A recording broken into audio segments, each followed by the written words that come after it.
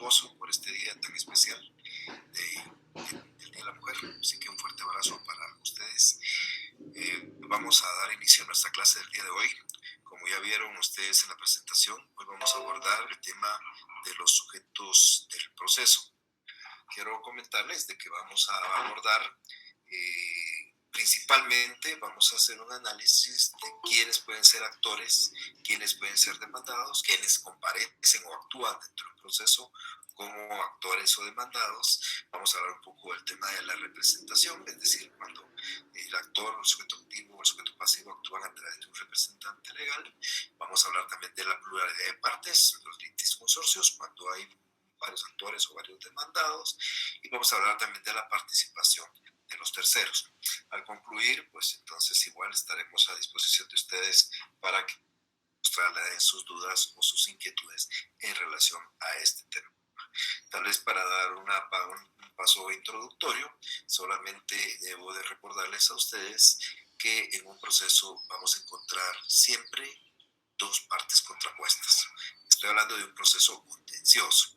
Una cosa muy distinta es al proceso voluntario, que ustedes, yo ya los expliqué, es que es un proceso contencioso donde lo que hay no son partes sino solicitantes. Pero en un proceso contencioso, léase en juicio de conocimiento o en juicio de ejecución, como mínimo nosotros vamos a encontrar a una parte actora y a una parte demandada, o a una parte demandante y a una parte demandada.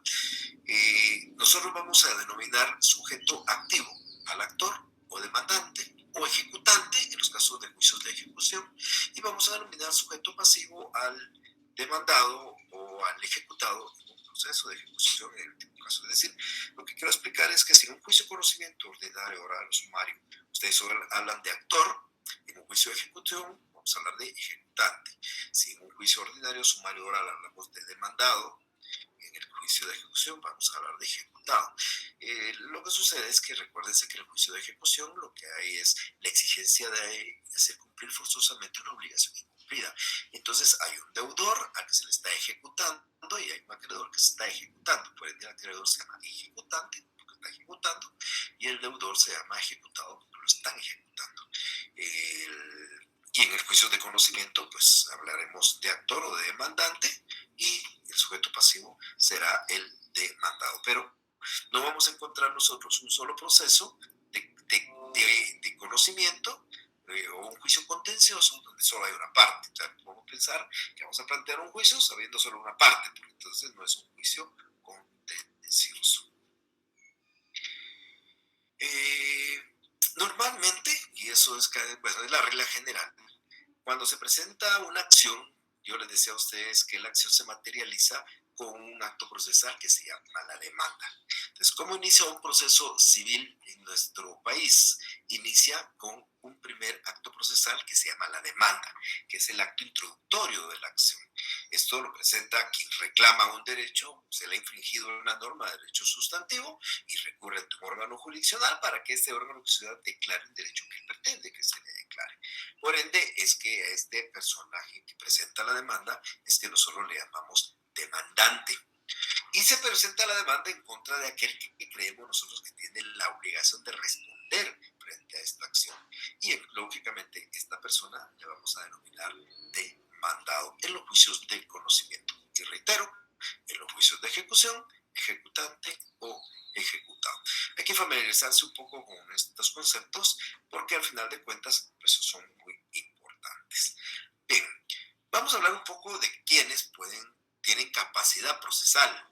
Miren, la capacidad procesal tiene un poco de relación con lo que es la capacidad en términos generales. Yo solamente quisiera tratar de recordarles a ustedes algo que es importante. Como un atributo de la personalidad, pues surge la capacidad. ¿Y qué es la capacidad? Pues la aptitud para ejercer derechos y contraer obligaciones, distinto a la personalidad. La personalidad es el todo. Ahora, la capacidad es una parte de la personalidad. Por tener personalidad, yo tengo capacidad. Por tener personalidad, yo tengo un nombre. Por tener personalidad, yo tengo un estado civil. Por tener personalidad, yo tengo un domicilio, yo tengo un patrimonio. Entonces es bien importante. La capacidad tiene mucha relación a la personalidad. ¿Por qué? Por tener personalidad, yo tengo la capacidad. Y ustedes también recordarán que la capacidad es una capacidad de ejercicio y una una capacidad de goce. Que la diferencia fundamental está en que la capacidad de goce, pues es la capacidad que tenemos todos desde que nacemos, que nos permite ejercer derechos y contraer obligaciones, pero no nos permite hacerlo por nosotros mismos, sino que es hasta cierta edad, en el caso de nuestra legislación, los 18 años, para poder ejercer derechos y obligaciones por sí mismo. Y entonces esa capacidad ya no se denomina de goce, sino se llama incapacidad de ejercicio, pero realmente la capacidad es la misma, solo que la diferencia es que una la ejerce por sí mismo, 18 años se llama capacidad de ejercicio, y la otra es la que se quiere o se tiene antes de esa edad, o que también se la tienen los declarados en estado de incapacidad, que ya son mayores de edad. Pero bien, en términos generales, la Constitución Política de la República de Guatemala da libre acceso a los tribunales y pueden ingresar e ir a los tribunales todas aquellas personas que tengan libre ejercicio de sus derechos civiles. Por consiguiente, está abierto, recuerden ustedes, que es en los tribunales donde nosotros ejercemos ese derecho subjetivo que hemos conocido como el derecho de acción. Toda persona tiene el derecho a accionar, eso es ir a pedir justicia, pero no todas lo pueden hacer por sí mismos. Un menor de edad no puede ir a los tribunales y presentar él un escrito en nombre propio porque no tiene capacidad procesal.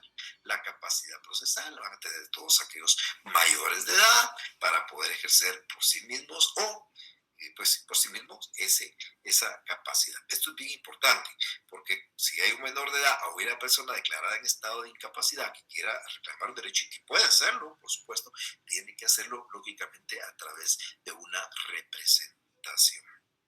Entonces, vamos a concluir con que la capacidad procesal es el poder que se le otorga a la ley a determinados entes de derecho para ejercer por sí mismo ante los órganos jurisdiccionales la acción procesal.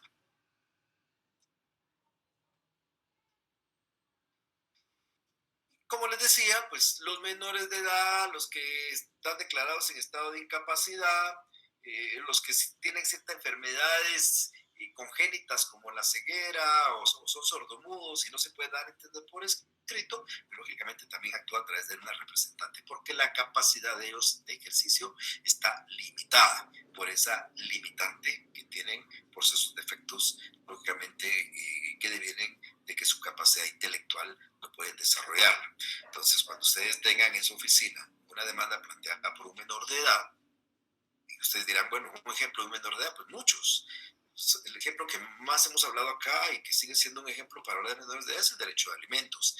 ¿Quién tiene derecho a alimentos? Los hijos. Entonces viene un hijo de 5 años y unos 7 que no han recibido alimentos y van a demandar al papá, pero no pueden hacerlo ellos, tienen que hacerlo su representante legal. Y por eso estamos hablando de una capacidad procesal que esos niños no tienen y por ende tienen que estar compareciendo a través de ese representante legal. Esto es como materia de dar algunos ejemplos. Vamos a hablar de dos figuras interesantes acá, lo que es por un lado la representación legal y por lo que lo otro es la legitimación. Yo aquí quisiera tener una participación de ustedes un poquito. Quisiera trasladarle a ustedes para dar una explicación que es bien importante y tratar de resaltar, porque esto me va a servir para explicar estos puntos. Yo le decía a los estudiantes de la clase anterior que cuando yo entré a la facultad hace muchísimos años, lo primero que yo recibí cuando entré a mi clase fue una pregunta que hizo una profesora que no recuerdo si era de sociología o era de filosofía, y ella nos hizo una pregunta a los estudiantes novatos ahí de la facultad. Nos preguntó qué fue primero, el huevo o la gallina, y por supuesto no nos pidió la respuesta en ese momento, dijo que la analizáramos y la lleváramos al día siguiente. Nosotros recibíamos clases todos los días de todos los cursos. Y bueno, pues fue una noche de no dormir pensando una cosa u otra. Al día siguiente la profesora nos preguntó cuál era la respuesta y dimos distintas. Nos dijeron que era el huevo, nos dijeron que era la gallina.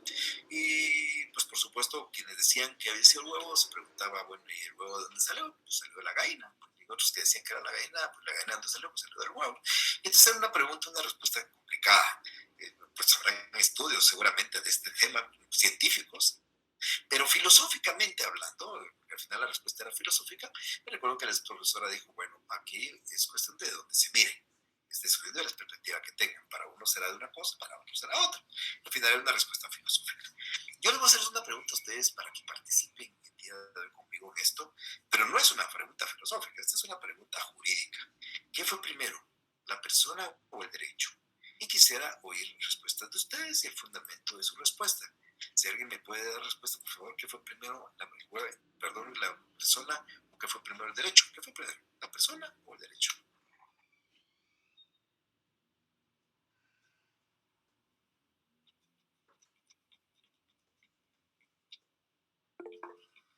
Sí, Luis Alejandro, por favor. La persona, dice Luis Alejandro. Le llego a la persona. ¿Por qué, Luis Alejandro? Porque hablando de leyes y de la forma en la que el proceso que estas deben llevar a cabo para ser lo que son, necesitan de un procedimiento que únicamente puede ser llevado a cabo por legisladores que están conformados por personas. Muchas gracias por su respuesta, Luis Alejandro. Betsy, ¿me iba a hablar también? Buenas tardes, licenciado. Buenas tardes. Considero de que la persona es primero y que el derecho es creación de la persona.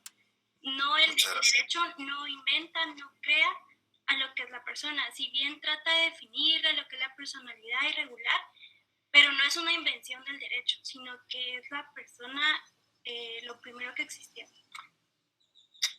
Bueno, es una una respuesta interesante, Betsy. ¿Alguien más que quisiera opinar distinto a quienes ya opinaron?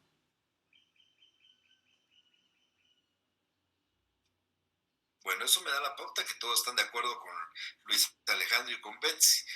Les voy a decir una cuestión. Miren, a mí me parece interesante las respuestas de ustedes. Tal vez me parece un poco más interesante la Betsy, aunque dicen lo mismo en relación a qué es la persona. Pero la pregunta, Betsy, para ustedes, ¿y quién creó a la persona realmente? Usted es persona, Betsy. Le pregunto, ¿sí o no? Sí, licenciado.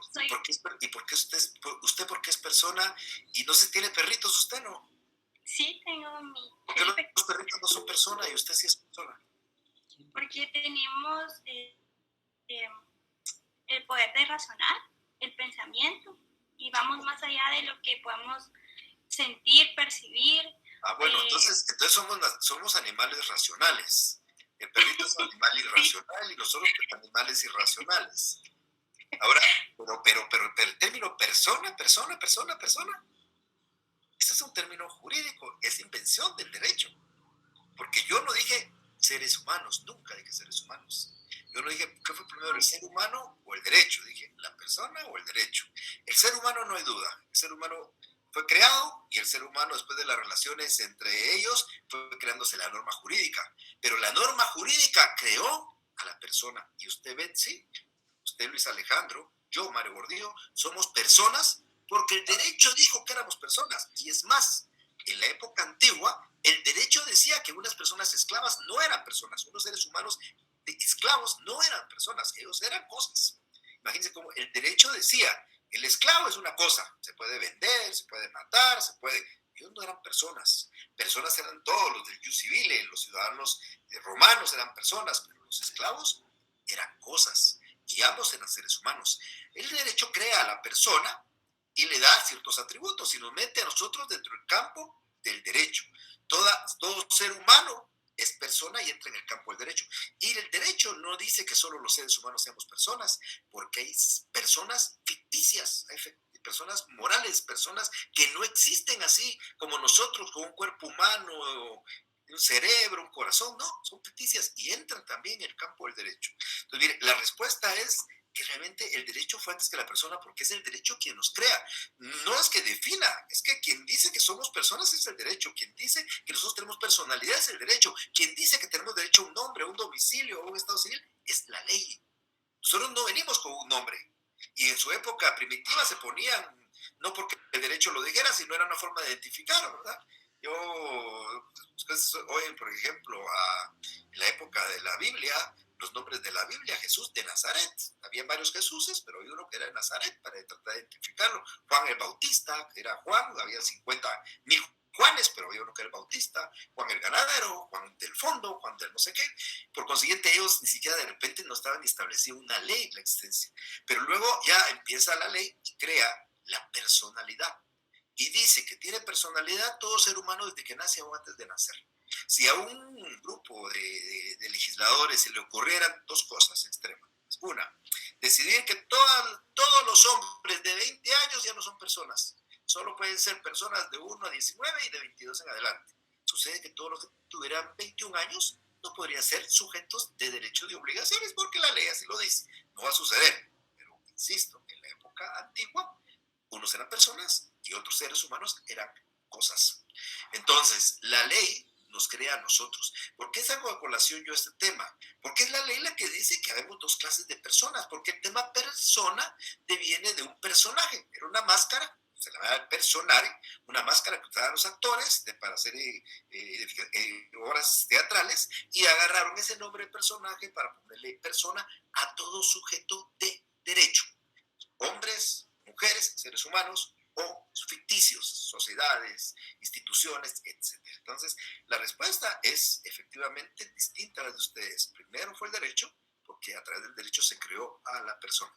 No dije nunca el ser humano. El ser humano sería una cosa completamente distinta y no habría mayor discusión. Ahora, ¿por qué hago yo esta inquietud? Porque lógicamente dentro del proceso quienes van a comparecer son personas.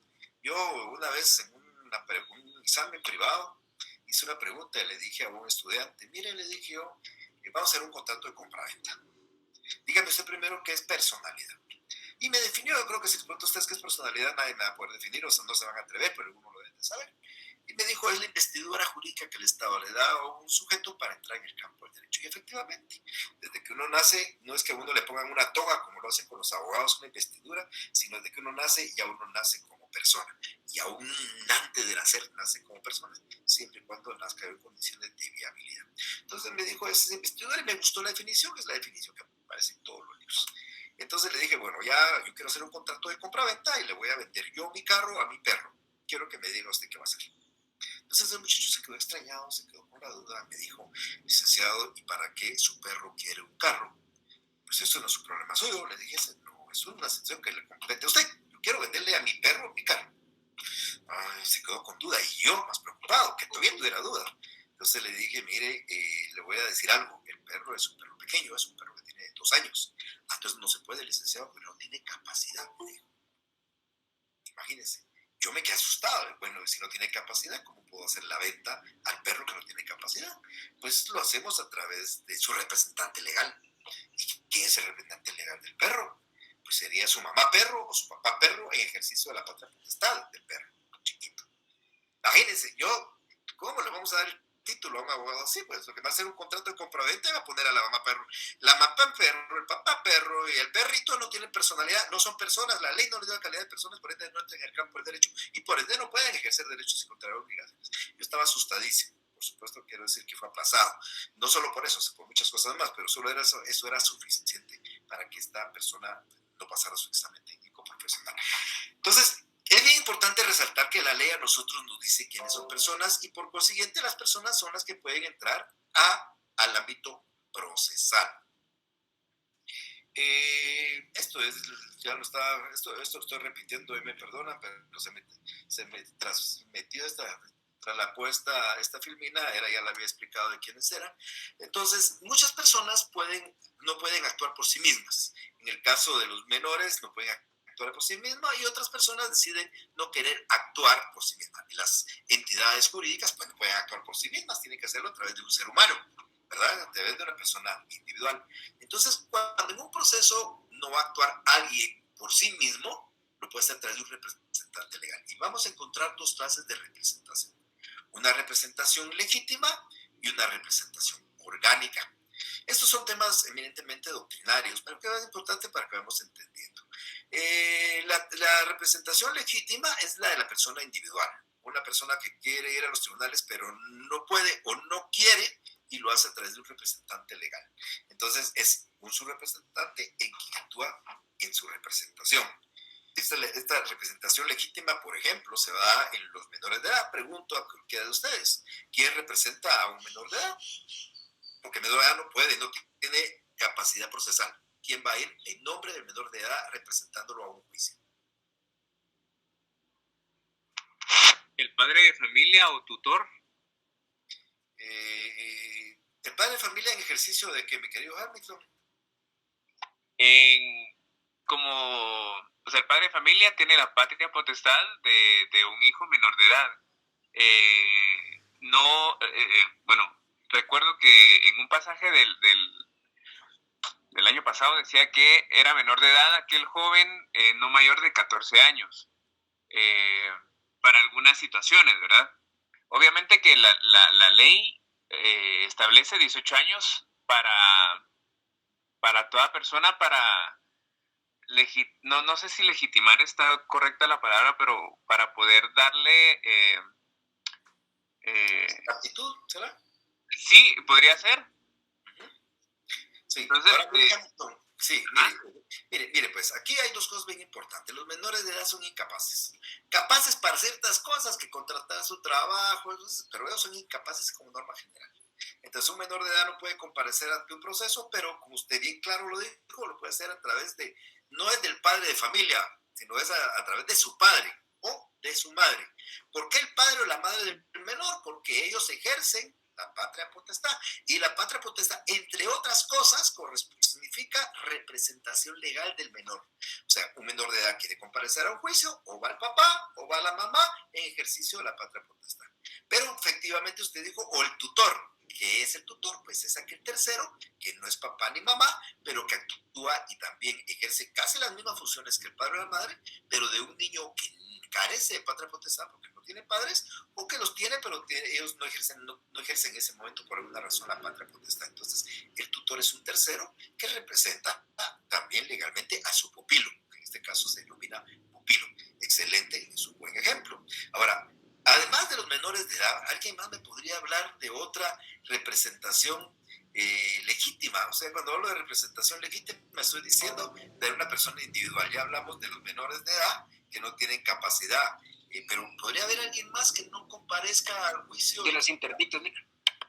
El interdicto declarado en estado de interdicción o en estado de incapacidad, pues al final de cuentas son las mismas figuras que lo van a representar. Si ese interdicto o incapaz tiene papás, los papás en ejercicio de la patria potestad. Y si no tienen papás, ese interdicto será representado también por un tutor. O sea, el interdicto y el menor de edad, sus representantes pueden ser los padres en ejercicio de la patria potestad o el tutor en ejercicio de la tutela. Pero demos un ejemplo distinto a patria potestad y tutela.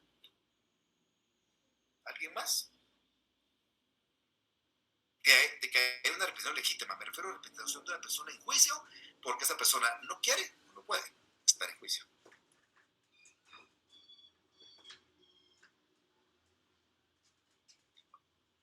Vamos a pensar, vamos a poner un ejemplo y quiero que me ayuden ustedes.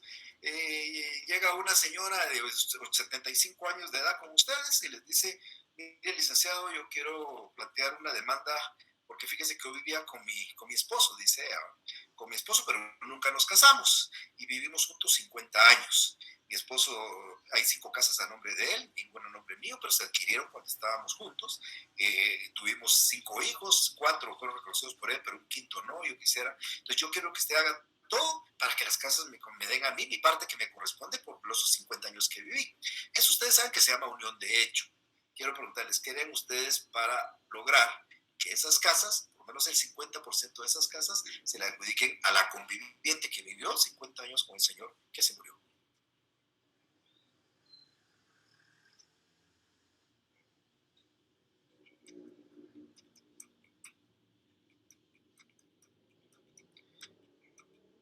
Explíquemelo, Sharon. Explíqueme. ¿Intestado? Dice Sharon. Explíqueme. ¿Por qué cree usted que es un intestado?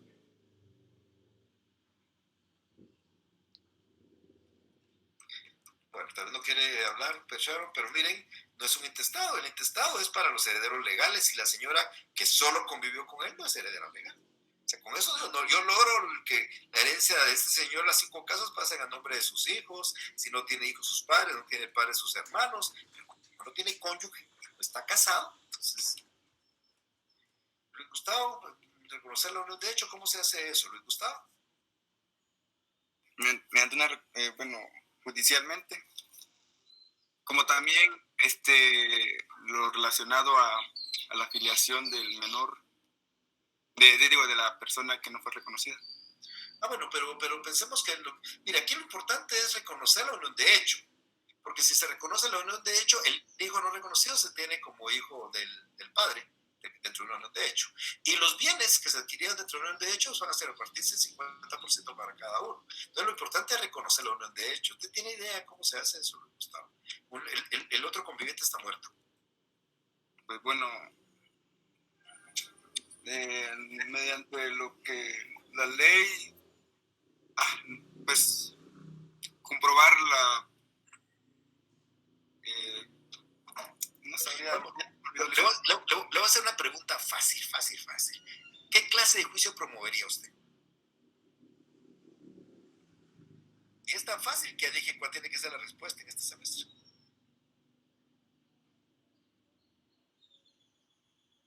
¿Qué clase de juicio promoverían ustedes para declarar una unión de hecho?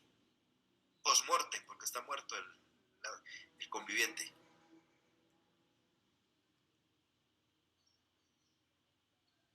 Bueno, ahí me están contestando todos juicio ordinario. Sí, ese juicio que estamos viendo es un juicio ordinario, muy bien. Un juicio ordinario donde obligadamente tiene que haber dos partes. El actor va a ser la señora, que está viva, y el demandado va a ser el muerto. ¿Estamos de acuerdo? Pues entonces presentamos una demanda en contra del muerto. Entonces se emplaza al muerto por 9 días. El notificador, hay que señalar el lugar para notificarle al muerto, el mausoleo, donde está enterrado. Y entonces el notificador va a llegar al mausoleo. Va a tocar 3 veces y si no abren, deja ahí la cédula de notificación. Y si a los 9 días el muerto no comparece a juicio, entonces se le declara rebelde. Si el muerto se le cita para prestar declaración y no llega el muerto, entonces se le declara confeso y se dicta la sentencia. ¿Qué piensan ustedes? ¿Muy de acuerdo o no? Bueno, no sé si unos están asustados, otros están preocupados y otros están riendo. Espero que lo que estén riendo todos, porque lo que estoy diciendo es una tontería. Por supuesto que no es así. Yo no puedo notificarle a un muerto y emplazar a un muerto, citar a un muerto, está muerto. Pero ese muerto tiene representante legal, debe tener representante legal. Y el representante legal del muerto es normalmente un administrador de la mortuaria. Entonces, el muerto, porque las obligaciones de los muertos no terminan con su muerte, ni los derechos del muerto terminan con su muerte, el muerto puede haber tenido derechos que van a ejercer sus herederos, o va a tener obligaciones que van a tener que cumplir los herederos. Entonces, el muerto puede tener un representante legal, se llama administrador del mortuario. Esa es la representación de la persona individual, solo que muerta. Y la representación de un ausente, por ejemplo, es otra cosa. Pero bien, el ejemplo que yo quería que ustedes me dieran, cualquiera hubiera dicho el mandatario.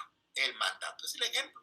Yo, Mario Gordillo, quiero demandar, no quiero ir, y nombro un mandatario para que se encargue del juicio, y él vaya, él presente la demanda, él vaya a las audiencias, él haga todo, yo me quedaré en mi casa. O simplemente no voy a estar en el país y que sea que se encargue de representar. Esa es una representación legítima. Se hace de una persona para que sea una persona individual, pues queda representada. La representación orgánica es la que se da en las entidades ficticias o las entidades jurídicas, las personas jurídicas. Y por supuesto se designa normalmente una persona natural para que la represente, porque a la persona ficticia no puede llegar. Imagínense que llegue el IX. ¿Y quién va a llegar? El IX. ¿Va a llegar el IX? No va a llegar el IX a una. Va a llegar el representante del IX, el representante legal de la Universidad de San Carlos, el representante legal del Estado de Guatemala, el representante legal de la Sociedad Anónima La Orgánica, SA, por ejemplo. Entonces, ellos actúan a través de una persona individual a quien la ley o los estatutos le dan su representación. ¿Algún ejemplo, por favor? ¿Alguien que me pueda decir, por ejemplo, haciendo preguntas, quién es el representante legal de la Universidad de San Carlos? Ustedes son sancarlistas.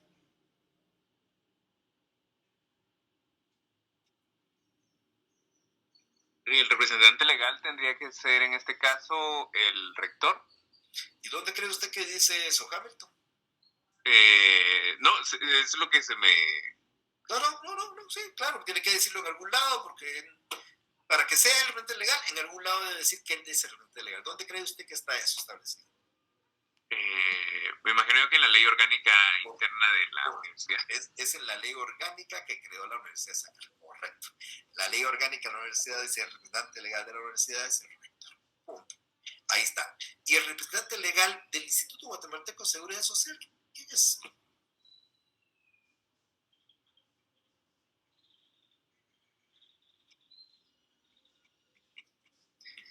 Miren, fíjense que tengo 70 personas ahí. Voy a quitar 2 porque yo estoy usando 2 cámaras. Pero hay 68 personas. ¿Alguien que me diga quién es el representante legal del IX? No estoy preguntando el nombre y apellido porque ni yo lo sé. Pero ¿quién es el presidente del IX? Dice don Carlos Alberto. Sí, el presidente del IX. ¿Y dónde dice que es el presidente de la Junta Directiva del IX? Pues lo dice la ley orgánica que creó el IX. Una pregunta dificilísima. ¿Quién es el representante legal del Estado de Guatemala? El Estado de Guatemala es parte de un juicio. ¿Quién es el presidente de la República? El presidente de la República. Pareciera, ¿verdad? No. Y esto es constitucional, es decir, la Constitución. Es el Procurador General de la Nación. Él es el representante legal del Estado de Guatemala. Y si seguimos hablando, representante legal de una asociación, de una sociedad, de una fundación, lo establecen los estatutos. Ahí dice, es representante legal de la sociedad estatal, su presidente de la Junta del Consejo de Administración, o el gerente general, eso lo establecen exactamente los estatutos. Entonces, esa representación legítima es la representación orgánica, es la representación de las entidades. Entonces, algo que es importante, quiero que lo tengan bien presente ustedes, es que cuando vean ustedes un proceso, sea cual sea, eso lo vamos a ir viendo más adelante, a ustedes les van a llegar demandas. Yo tengo aquí, por cierto, una. Vamos a ver, aquí tengo un proceso exactamente, y esto que tienen ustedes, que les puedo mostrar por acá, ¿sí? Esto es una demanda. Si ustedes se percatan de la demanda, la tengo subrayada y estoy subrayando algunas cosas, pero ¿por qué razón? Este es un tema de divorcio. No me preocupa a mí tanto los hechos de fondo, que es infiel, que hay malos tratos, que hay drogadicción, que hay... Eso no me interesa. Estoy revisando la demanda para ver si la demanda cumple requisitos formales, ciertos requisitos que son presupuestos de validez de un proceso. Estoy revisando si el juez a quien se presentó es el juez competente, porque si es juez incompetente, voy a alegar que hay una incompetencia. Voy a revisar si la persona que demanda es realmente la que se casó con mi cliente, porque si cambia un nombre, cambia un apellido, o es la suegra, pues ya voy a alegar que falta un requisito de validez. Voy a ver si mi cliente, quien me ponen ahí, es realmente el que está casado con ella, porque si no lo fuera, pues no lo pueden demandar a él, y si cambiaron también, voy a revisar la demanda, que todos los requisitos que la ley dice, que sea clara, que sea precisa. Voy a revisar si es una causal y no ya caducó la causal. Bueno, voy a revisar un montón de cosas de forma, no tanto de fondo. ¿Por qué razón? Porque la ley me permite a mí defenderme antes de contestar la demanda, planteando ciertos defectos de la demanda. Y un defecto de la demanda es que quien comparezca en representación de alguien no tuviera la representación, o la representación que tuviera fuera insuficiente. De esto voy a hablar más adelante. Cuando, por ejemplo, viene el papá de un menor y comparece y dice, actúo en representación de mi hijo menor y ejerzo la patria potestad, y acredito la representación con la carta que me firmó mi hijo, esa no es una forma de acreditar la representación. ¿Cómo acredito yo la representación de un padre sobre un menor, la legal? Pues la certificación de la partida de nacimiento, donde se establece que es el papá del hijo. Entonces con eso va a acreditar su representación. Pero si viene un día y dice la suegra, vengo en representación de mi hija a promover el juicio de divorcio, pero no presenta nada, ella dice que es representación, también es falta. Ella debe acreditar un mandato que su hija debe haber dado para que lo represente. Y ojo, y ese mandato debe cumplir, todos los requisitos que la ley le dice y le exige. Si no los cumple, entonces automáticamente esa persona tampoco tiene representación. Cuando existen esas situaciones, cuando se da cualquiera de esas dos situaciones, entonces nosotros podemos alegar la falta de ese presupuesto procesal a través de una excepción previa. En el caso muy concreto se llama excepción previa de falta de personería, porque quien representa no es el personero, o siendo el personero no reúne, no cumple los requisitos que le exige la ley para presentar su representación. Entonces hay que tener muy bien importante esto. O sea, podemos comparecer con un representante, pero primero tiene que ser el representante legalmente establecido y debe acreditar su representación de la manera adecuada, como lo dice la ley. Cualquiera de estas dos cosas que no se den da motivo a plantear, insisto, esta excepción. No se van a preocupar, dentro de 3-4 sesiones yo voy a estar hablando de todas las excepciones que hay. Tenemos más de 12 excepciones previas que podemos plantear en cualquier momento. Como decía en unos momentos, el arrendador de los menores de edad o de los incapacitados la ejerce los padres en ejercicio de la patria potestad, y cuando esto no tienen padres, pues lógicamente lo harán los tutores en el ejercicio de la tutela. Del ausente, también los ausentes pueden ser representados. ¿Quién es un ausente? El que no está presente. ¿Quién es un ausente? Aquella persona que no se encuentra en su domicilio. Como un atributo de la personalidad, toda persona tiene un lugar donde ejerce derechos y contra obligaciones. Normalmente lo conocemos como domicilio. Yo quiero demandar al señor Carlitos González y sé que don Carlos González se fue a los Estados Unidos y por ende está ausente. Como está ausente, yo tengo que demandarlo. Entonces, ¿yo qué tengo que hacer? Primero, lo que tengo que verificar es si don Carlitos no dejó un mandato. Voy al archivo de poderes y si dejó un mandato, al mandatario lo voy a demandar, porque él es su representante legal y lo puedo demandar legalmente. Si no dejó un mandato, entonces para eso sí existe la figura de la ausencia, que ustedes ya la conocen, la vieron en Derecho Civil 2.1, perdón. ¿Y qué es la ausencia? ¿Para qué sirve la ausencia? Sirve para desde nombrar un defensor judicial hasta poder declarar la muerte presunta. Por consiguiente, pudiera ser un defensor judicial ante el ausente, o podría ser, después del defensor judicial, se nombró ya un guardador de los bienes, puede ser el guardador de los bienes, o pudiera ser, porque ya se declaró la muerte presunta, los herederos de ese muerto en forma presunta. Entonces, dependiendo de esa situación, hay también un representante del ausente. No dije del muerto. El muerto se da en este caso, en el siguiente. Cuando una persona fallece y no deja testamento, se nombra un administrador de la mortual. Y si deja testamento y hubiera un albacea, que es el ejecutor testamentario, pues será él. Estoy dando algunos ejemplos, porque mi idea aquí, amigas y amigos, es que ustedes comiencen a entender el tema de la representación. La primera premisa es que ustedes comparecen personalmente y presentan sus demandas. Eso es el derecho que tienen todos de ir a ejercitar derechos sexuales. Pero en algunos casos, algunas personas no pueden porque no tienen capacidad procesal, y otras que teniéndola pues no quieren hacerlo. Entonces, para eso existe la representación. Y en el caso de las entidades ficticias o morales o jurídicas, pues la situación varía. Tal y como hemos dicho, esta es una representación orgánica, porque es una representación de un órgano, de un ente moral, un ente ficticio, un ente que físicamente no existe, pero sí existe en el campo del derecho. Entonces, las acciones o las defensas, en el caso de estas personas, le corresponden a los representantes que su ley orgánica o sus estatutos establezcan. Ley orgánica, me estoy refiriendo a entidades autónomas normalmente. Todas las entidades autónomas tienen su personalidad jurídica propia y por consiguiente ellas son las que se representan a través de lo que establece la ley. Tal y como lo aparece aquí en uno de los ejemplos que ya estábamos hablando, el artículo 252 establece que la representación del Estado le corresponde a la Procuraduría General de la Nación. Ahora, en el caso de entidades autónomas como las que mencioné, la Universidad de San Carlos, el Instituto Guatemalteco de Seguridad Social, pues esa representación está establecida en su ley orgánica. Ustedes van a la ley orgánica que creó cierta institución y esa ley orgánica y le dio autonomía, y esa ley debe decir quién es el representante legal de la entidad.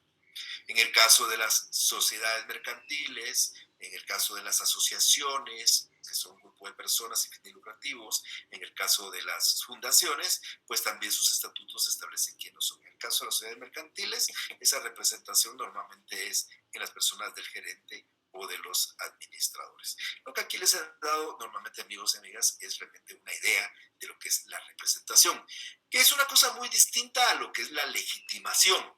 Miren, la Real Academia Española, tu diccionario, cuando define el tema de legitimación, dice que es una aptitud personal para poder actuar como parte activa o pasiva en un proceso determinado por la relación que se encuentra la persona con objeto de litigio. Vamos a ver, legitimación activa o pasiva. Vamos a ver, una pregunta para cualquiera de ustedes. En un divorcio hay un cónyuge y una cónyuge. ¿Quiénes tienen legitimación para promover el divorcio? No, los cónyuges. ¿La suegra tendrá legitimación? No. ¿Los hijos tendrán legitimación? ¿Los hermanos tendrán? No. Es un asunto de divorcio. Los cónyuges, a ellos son los únicos que tienen legitimación. Son los únicos que tienen aptitud para ir a plantear su divorcio. La suegra no lo puede hacer. Pero alguien me va a decir, pero si es su representante legal, pues tiene un mandato. No es la suegra que está planteando el divorcio, sino es ella en representación de la cónyuge que tiene la legitimación. En un accidente de tránsito, si a mí me chocan mi carro, ¿quién tiene legitimación pasiva? ¿A quién puedo yo demandar? ¿Será que puedo demandar al propietario o puedo demandar al conductor o puedo demandar al hermano del propietario que es millonario? La ley me dice que es solidariamente responsable de los daños ocasionados por un accidente de tránsito el propietario del vehículo o el conductor, si fueran distintos. Entonces yo tengo acción en contra de los dos. Ellos tienen legitimación pasiva para ser demandados, pero yo no voy a demandar al hermano. No voy a demandar a este porque se no tiene ni un centavo, que el hermano es millonario y por ende a él voy a demandar, pero él me va a decir, señor juez, yo no tengo legitimación, ni soy dueño, ni soy conductor, por ende no tiene por qué demandarme y saldrá del juicio, saldrá excluido del juicio, porque esos son los que no tienen legitimación. Lo que yo quiero que entienda por legitimación, entonces es un derecho que tenemos porque la ley nos permite a nosotros tener esa valga la redundancia, esa legitimidad para poder actuar, porque la ley nos da a nosotros ese derecho para poder actuar, porque la ley nos da esa legitimación para poder entrar de esto. Cuando es el actor el que está legitimado, la legitimación se llama legitimación activa. Es decir, un cónyuge varón plantea el divorcio contra cónyuge mujer, el legitimado activamente es el cónyuge que plantea la demanda y la legitimada pasivamente es la demandada contra quien se presenta la demanda. Si el cónyuge él está legitimado activamente, la mujer, por ser la esposa, está legitimada pasivamente para contestar. La suegra viene a presentar la demanda, ella no tiene legitimidad activa. Si le presento la demanda no a mi mujer, sino a mi suegra, al pretender el divorcio con mi mujer, ella no tiene legitimidad pasiva para actuar dentro de la demanda. Entonces, bien importante el tema de la legitimidad, porque también si nosotros nos equivocamos y planteamos una demanda en contra de que alguien que no debiera de ser demandado, es decir, alguien que no tiene legitimación, entonces esta persona puede alegar que no es parte del proceso y puede defenderse también a través de una excepción. Entonces, vamos a quedar claros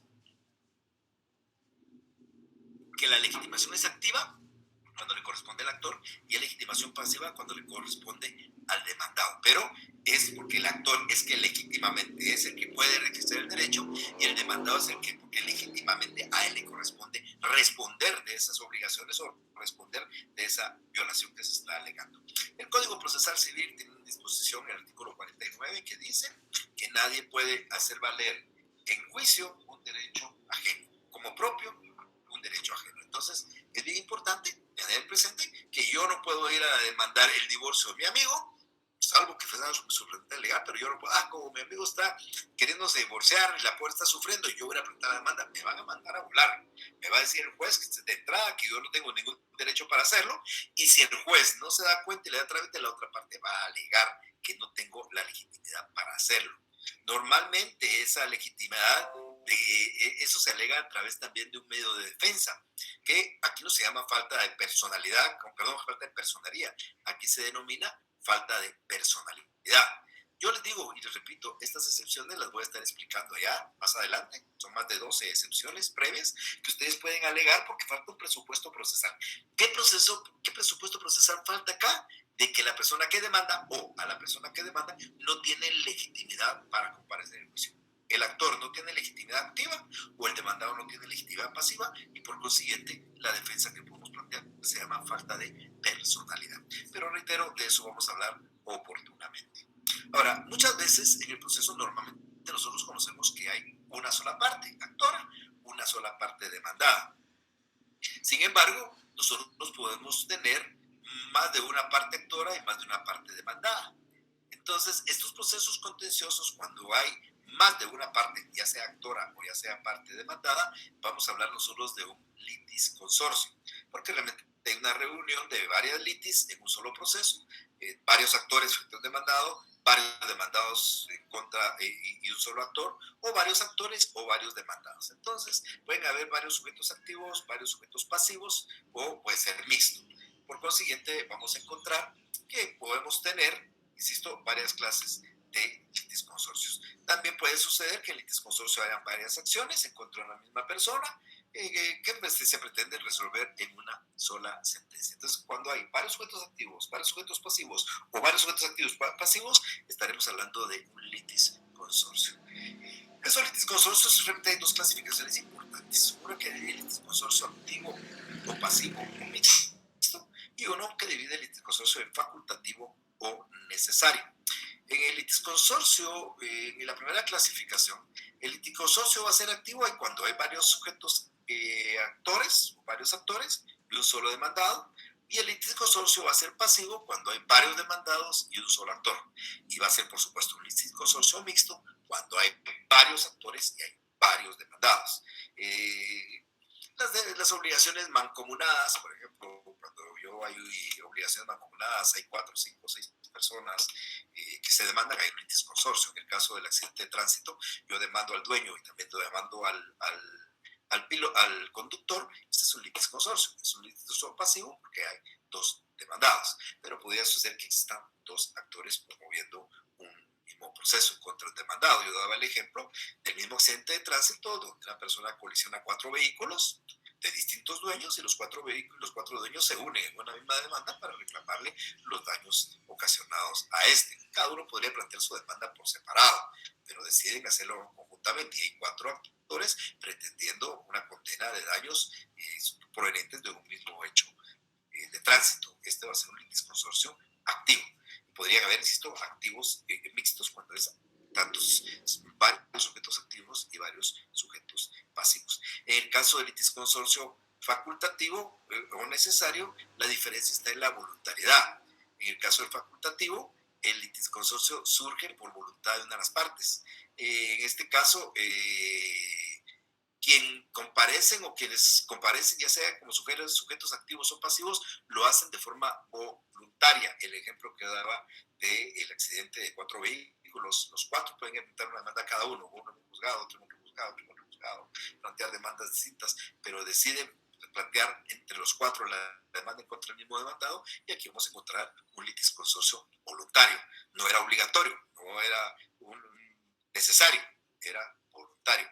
Y en el litisconsorcio necesario, pues las partes hay que demandarlas y hay que emplazarlas porque el resultado de la sentencia, y aquí es obligatorio, por eso dice necesario, es obligatorio porque el resultado de la sentencia puede perjudicar y va a tener efecto sobre todas las partes. Pero bien, voy a regresar un poquito porque se me está adelantando, o me estoy adelantando a la filmina. El tema del litisconsorcio voluntario está en el artículo 54 y dice que varias partes pueden demandar o ser demandadas en un mismo proceso cuando las causas que se promueven exista conexión por razón de objeto o el título que dependen, o bien cuando la decisión depende total o parcialmente de la razón de cuestiones idénticas. Este es un litisconsorcio voluntario.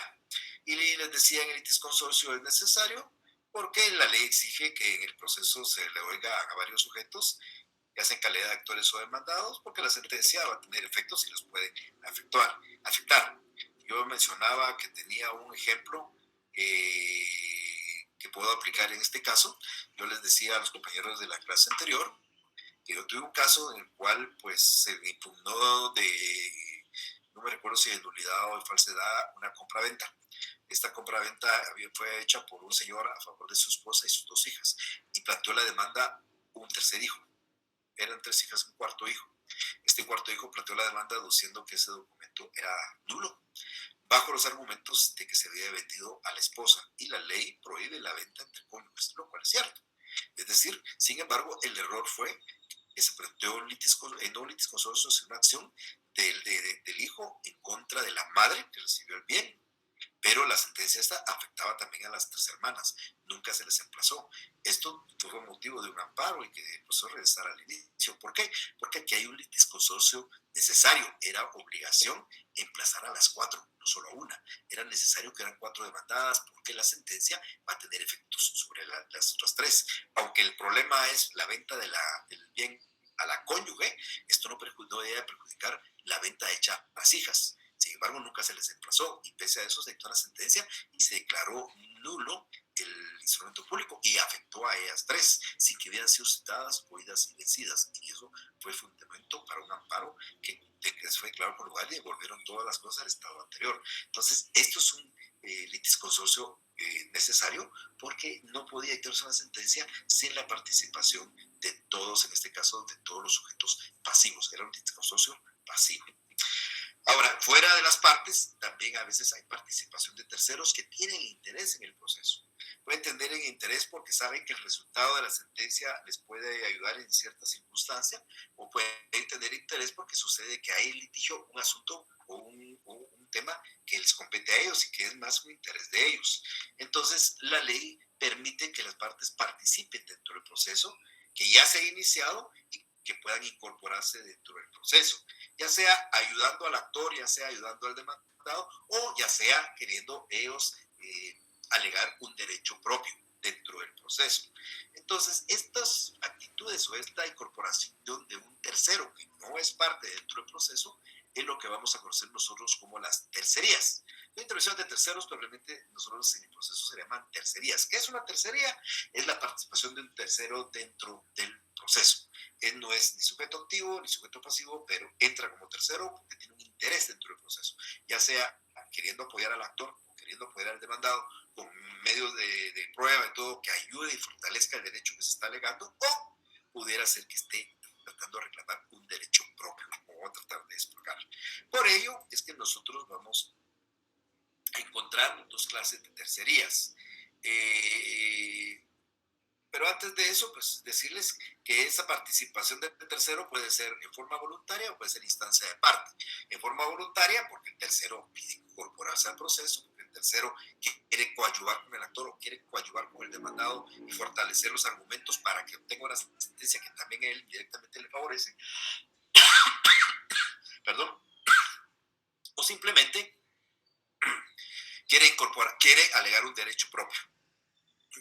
Lo hace voluntariamente o lo puede hacer porque una de las partes también pida que comparezca, que se presente y que sea parte.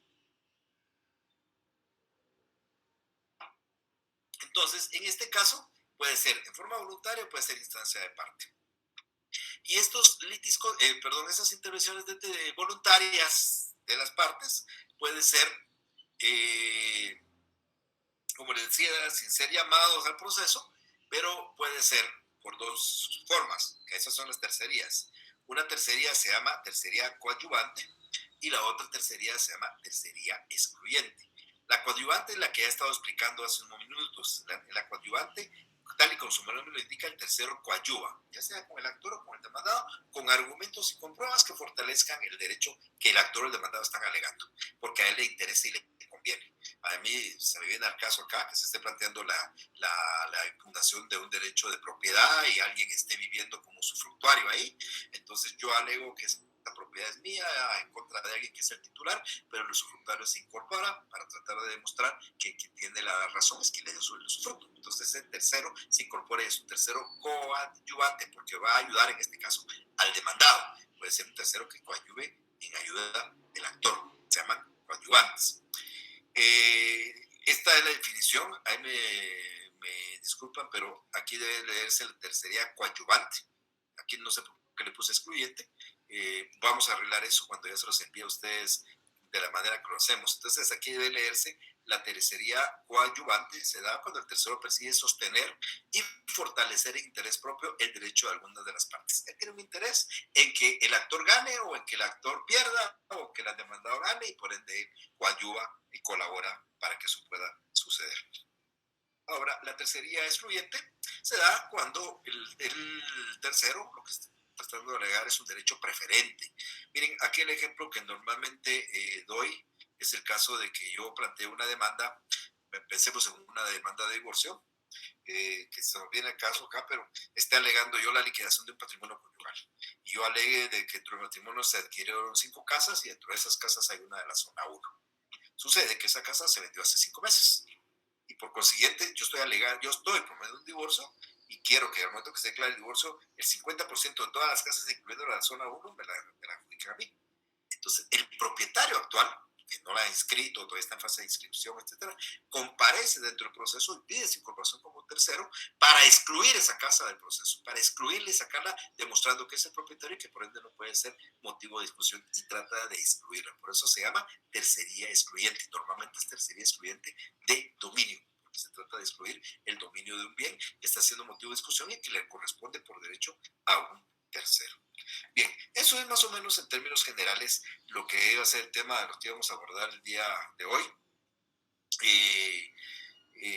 Bueno, pues solo termino con esta filmina, que es la distancia de parte, que no viene por voluntad del tercero, sino por iniciativa del actor o del demandado a que comparezca.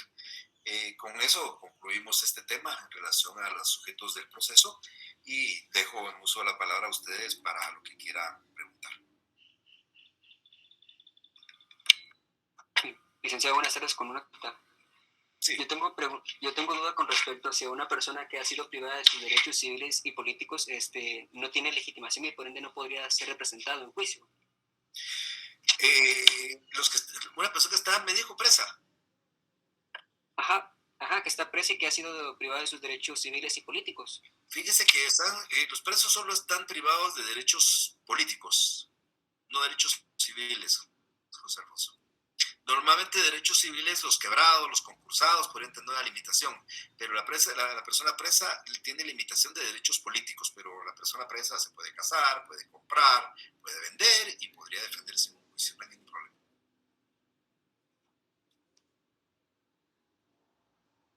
Licenciado, a mí me surgió una duda. Si ninguna de las partes se da cuenta de la falta de legitimación, de algunas, ¿el juez de oficio puede darse cuenta? ¿O únicamente las partes son las que tienen que decir? No, Betsy. El juez, cuando le presenta a usted una demanda, el juez revisa documentos, revisa nombres.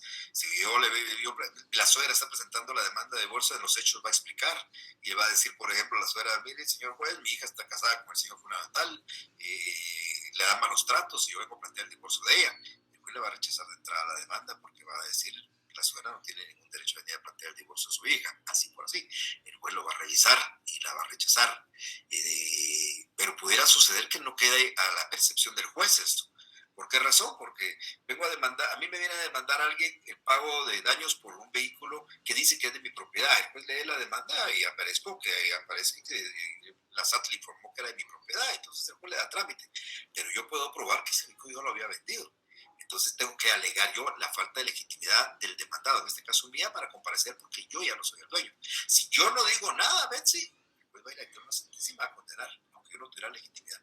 Y me va a condenar a pagar algo que tal vez yo no debería haber pagado. Se cayó un árbol de una casa, se cayó y destruyó un vehículo. Y entonces viene el dueño del vehículo y demanda al propietario de la casa. Va al registro de propiedad y encuentra que en el registro el dueño es Carlos García y demanda a Carlos García. Pero sucede que ya demandó a Carlos García Gudiel, que es el que aparece ahí en el registro, pero Carlos García se murió y hay herederos y los herederos ahora ya no son ellos.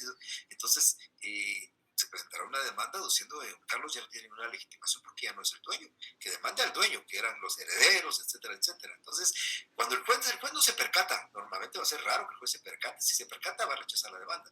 Si no se percata, es una obligación nuestra alegar eso en la defensa, decirle: no estamos legitimados. Hay una falta de personalidad del actor o una falta de personalidad del demandado. Ok, muchas gracias, licenciado. Hay que tener mucho cuidado a la hora de recibir la demanda, entonces, y darnos cuenta de estos errores de forma, sería. Sí, son presupuestos formales de validez, se forma, pero eso, mire, vamos a llegar al momento. Después, cuando ya estemos hablando de las defensas del demandado, de las actitudes del demandado, yo les voy a hablar de lo que son las excepciones previas, para qué sirven, voy a hablar de cada una de ellas y qué se plantea por esto, voy a dar los ejemplos y ahí van a entender ustedes mucho mejor esto que les estoy explicando. Ok, gracias, licenciado. Feliz tarde. Igualmente. Bueno, mire, lo vamos a dejar acá. Háganme un favor. Si hay personas... Sí, por favor. Perdón, buenas tardes, mucho gusto. Buenas tardes. Igualmente. Sí, es que yo le escribí un correo. Mucho gusto, gracias. Entonces yo sí me voy a quedar con usted porque usted amablemente me respondió el correo diciendo que lo íbamos a hablar en la clase, después de su clase. Entonces... Me imagino que es examen extemporáneo, ¿verdad, Liliana? Exacto. Mire, Liliana, pues apunte, le voy a dar un número de mi celular, que es mi número de WhatsApp. Excelente, licenciado. Que es el 5511-2153. 5511-2153.